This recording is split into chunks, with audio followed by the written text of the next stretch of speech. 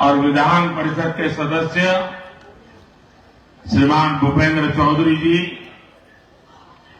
उत्तर प्रदेश सरकार के सभी आदरणीय मंत्रीगण, सांसदगण, अन्य महानुभाव और आजमगढ़ के मेरे प्यारे भाई और बहनों,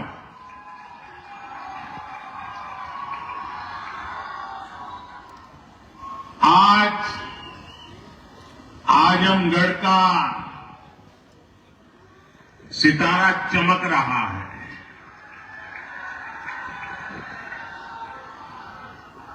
एक जमाना था जब दिल्ली से कोई कार्यक्रम हो और देश के अन्य राज्य उसके साथ जुड़ते थे।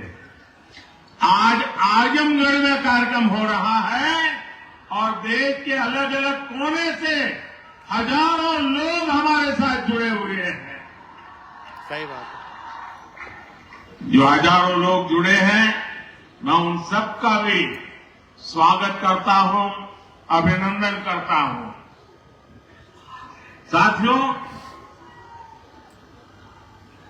आज केवल आजमगढ़ी नहीं बल्कि पूरे देश के विकास के लिए कई विकास परियोजनाओं का यहां से शुभारंभ हो रहा है।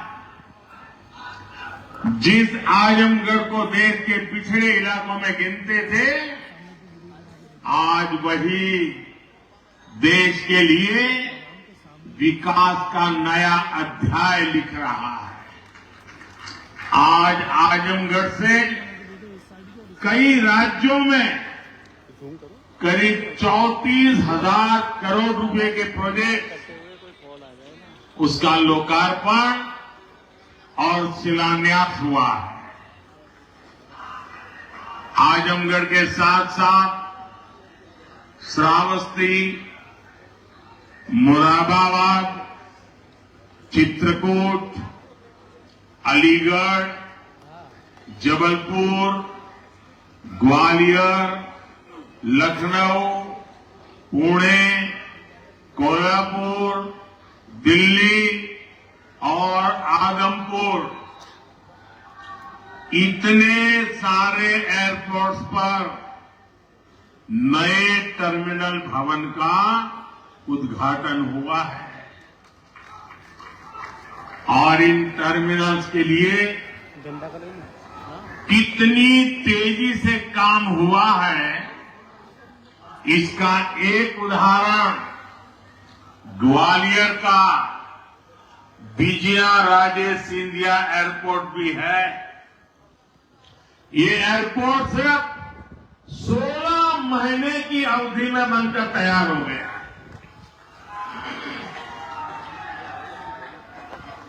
आज कडप्पा, बेलगावी और हुबली, ये 3 हवाई अड्डों पर नए टर्मिनल भवनों का शिलान्यास भी किया गया है।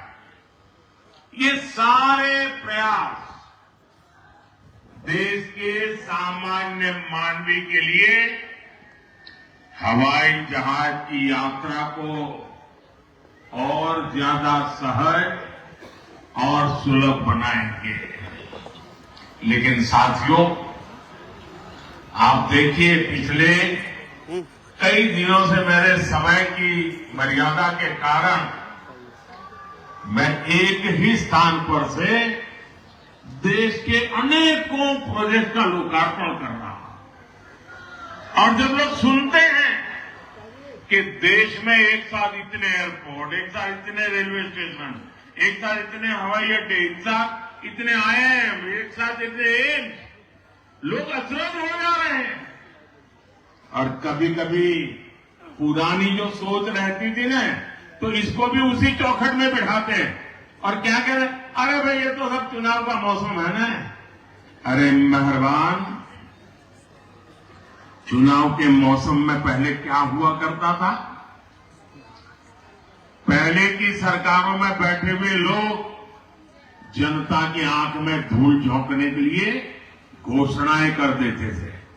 कभी कभी तो इनकी हिम्मत इतनी होती थी कि पार्लियामेंट में भी रेलवे की नई नई योजनाएं घोषित कर देते थे, बाद में कोई पूछने वाला नहीं। और जब मैं एनालिसिस करता तो 35 साल पहले घोषणा हुई।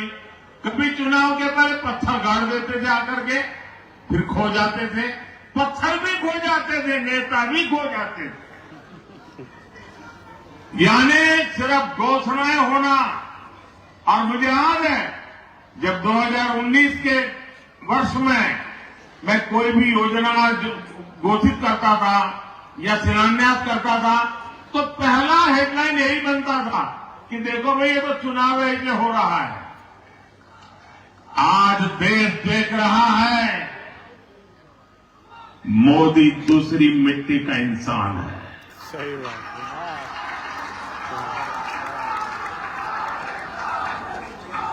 19 में भी जो हमने शिलान्यास किए वो चुनाव के लिए नहीं किए थे। आज उसको धरातल पर उतरते हुए देख सकते हैं, उद्घाटन कर चुके हैं। और आज 24 में भी कोई मेहरबानी करके इसको चुनाव के चश्मे से न देखें। ये विकास की मेरी अनंत यात्रा का अभियान है और मैं 2047 तक देश को विकसित भारत बनाने के संकल्प के लिए तेज गति से दौड़ रहा हूं, तेज गति से देश को दौड़ा रहा हूं।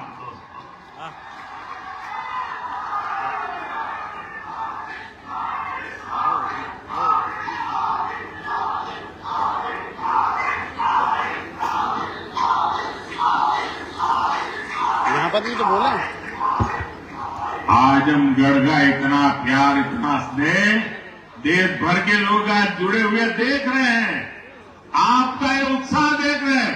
और मैं देख रहा हूं पीछे जितने लोग अंदर पैगाम में हैं उससे ज्यादा धूप में तप रहे हैं। भैया ये प्यार अद्भुत है।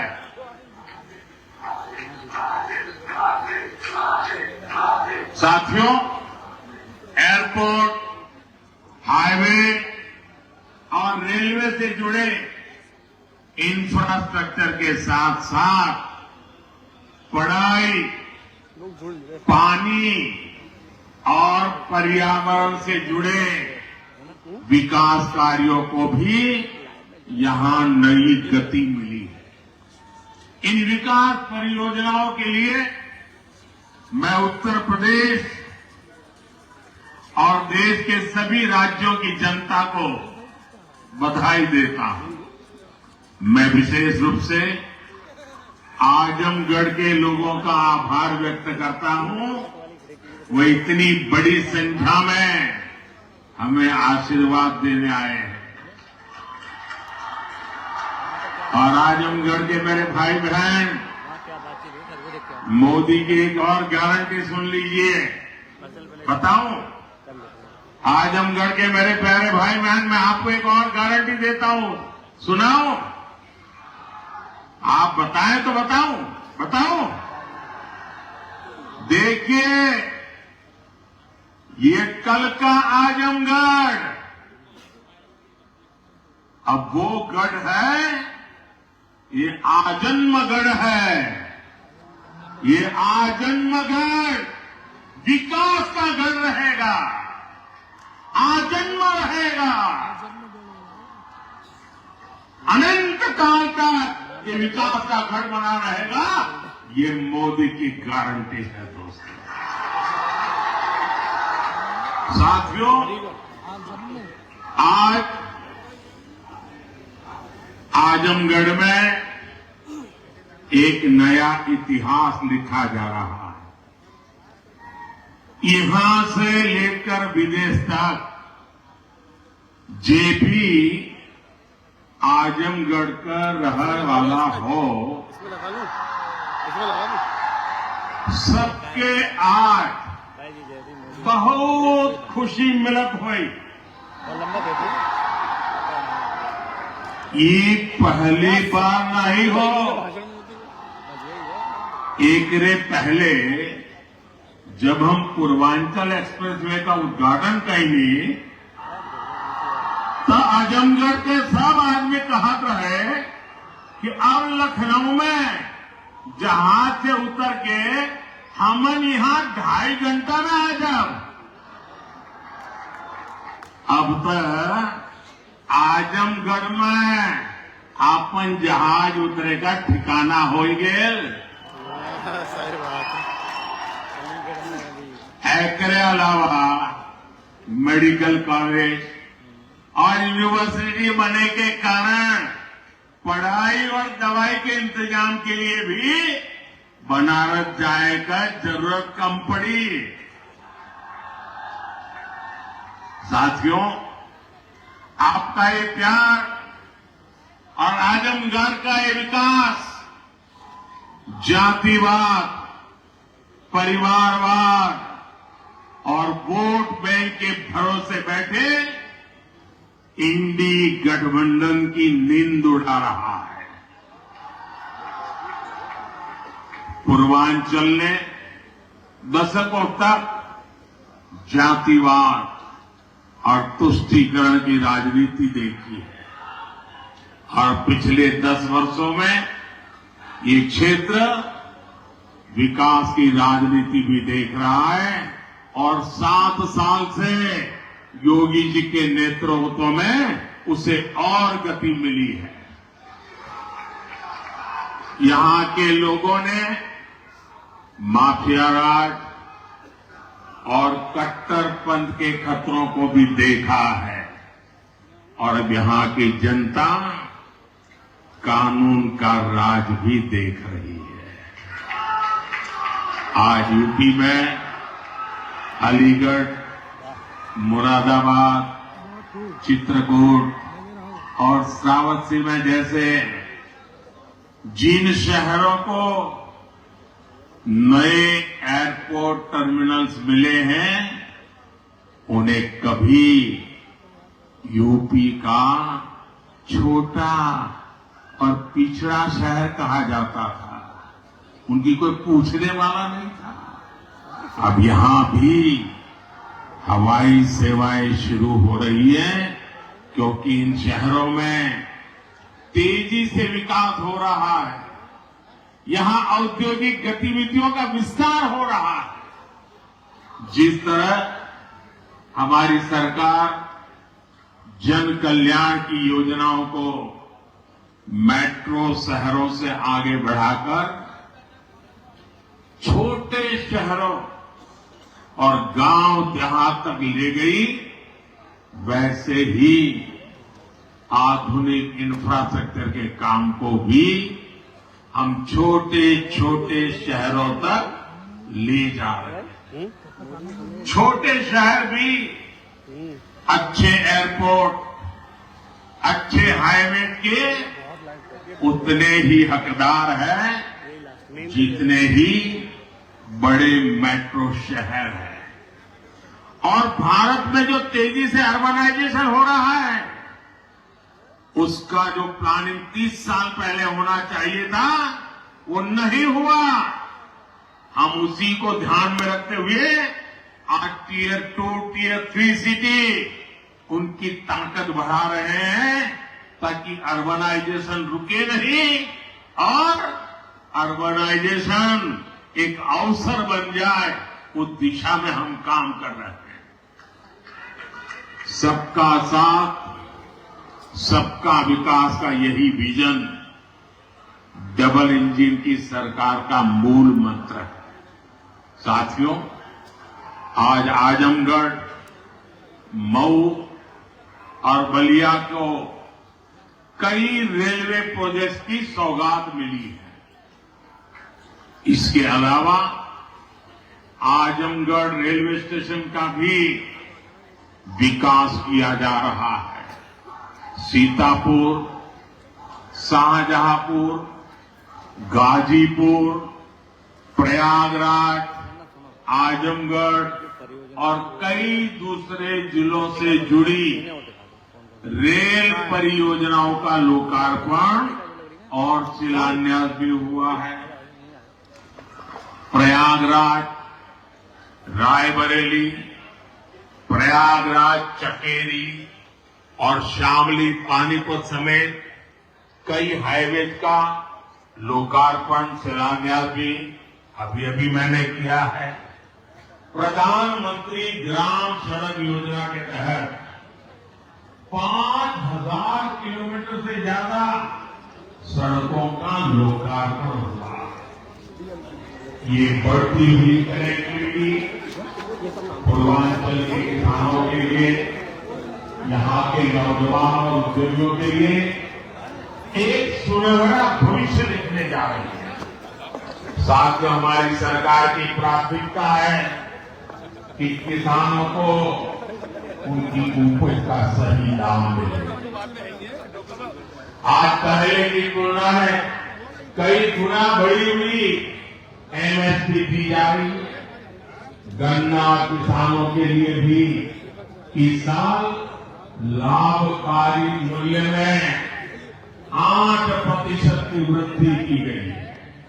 अब गन्ने का लाभकारी मूल्य 315 रुपये से बढ़कर 340 रुपये प्रति क्विंटल हो गया है। आजमगढ़ तो गन्ना बेल्ट में गिना जाता है। आप लोगों को याद है ना कि कैसे इसी उत्तर प्रदेश में जो सरकार चलाते थे ना, वो गन्ना किसानों को कैसे तरसाते थे, कैसे रुलाते थे। उनका पैसा ही तरसा तरसा कर दिया जाता था और कभी कभी तो मिलता भी नहीं था। ये भाजपा की सरकार है जिसने गन्ना किसानों का हजारों करोड़ का बकाया खत्म कराया है। आज गन्ना किसानों को सही समय पर गन्ने का मूल्य मिल रहा है। गन्ना किसानों की मदद के लिए सरकार ने और भी नए क्षेत्रों पर बल दिया है। पेट्रोल में मिलाने के लिए गन्ने से इथेनॉल बनाया जा रहा है। खेत में जो पराली है उससे बायोगैस बन रही है। इसी यूपी ने चीनी मिलों को कोड़ियों के दाम दिखते और बंद होते देखा है। अब चीनी मिलें भी शुरू हो रही हैं और गन्ना किसानों का भाग्य भी बदल रहा है। केंद्र सरकार जो पीएम किसान सम्मान निधि दे रही है, उसका लाभ भी यहां के किसानों को मिला है। अकेले आजमगढ़ के ही करीब 8 लाख किसानों को पीएम किसान सम्मान निधि के 2000 करोड़ रुपए मिले हैं। साथियों, इतने बड़े स्तर पर विकास की इतनी तेज रफ्तार तभी मुमकिन होती है जब सरकार सही नियत और ईमानदारी से काम करती है। भ्रष्टाचार में डूबी परिवारवादी सरकारों में इतने बड़े पैमाने पर विकास कार्य असंभव था।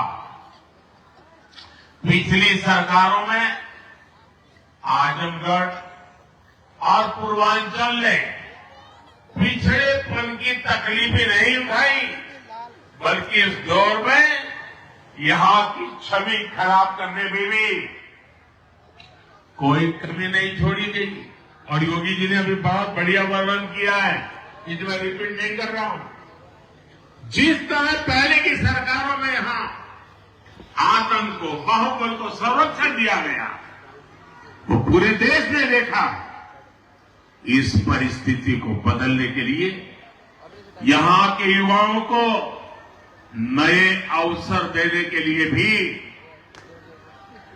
डबल इंजन सरकार लगातार काम कर रही है।